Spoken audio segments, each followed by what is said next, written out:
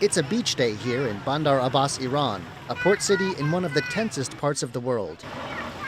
As people stroll across the sand and take in the view, the ships at a standstill in the distance are a reminder of a war with the U.S. that has stopped traffic through the Strait of Hormuz.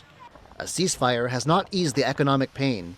The blockage has cut the world off from a fifth of its oil and gas supply. It's really hard. People are really suffering and struggling. Right now, pretty much anything you want isn't easy to find. And even if you can find it, it's so expensive that people's purchasing power has really weakened. The situation is not good. There is some cause for hope, though. U.S. President Donald Trump says a deal is in the works, though not yet complete, and that he won't be rushed into anything.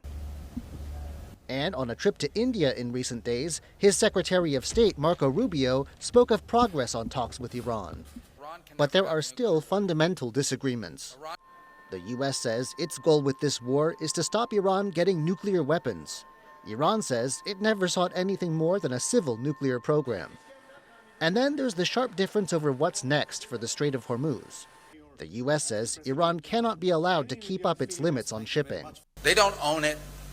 It's an international waterway, and what they are doing now is basically they are threatening to destroy commercial vessels using an international waterway. That is illegal under any concept of international law that governs. On Sunday, though, a military advisor to Iran's supreme leader said Iran has a legal right to manage the key waterway for national security and threatened consequences if the U.S. tries to force its way into the strait.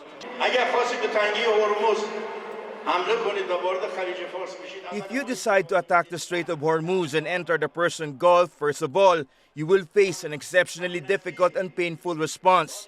Secondly, we will break the naval siege that we have been patient with so far and have not attacked you. But more importantly, I tell you that we may withdraw from the Treaty on the Non-Proliferation of Nuclear Weapons. Iran has other demands, too. An end to the U.S. counter-blockade on its ports, and the lifting of sanctions on sales of Iranian oil. It's unclear how far the U.S. is willing to go to meet these demands.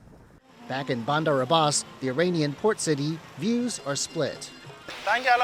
Now that the strait is closed, it's good. The working conditions and businesses are stagnant, but it's better. Iran has the upper hand, and that's better. One way or another, the U.S. wants to reopen the Strait of Hormuz and completely take uranium enrichment away from Iran, and I doubt Iran is willing to give such concessions to the United States. But with any agreement between Iran and the U.S. vague on details, and Iran's foreign ministry saying they are, quote, both very close and very far from a deal, it's unclear how long this stalemate will go on. Hank Xu and John Van Trieste for TaiwanPlus.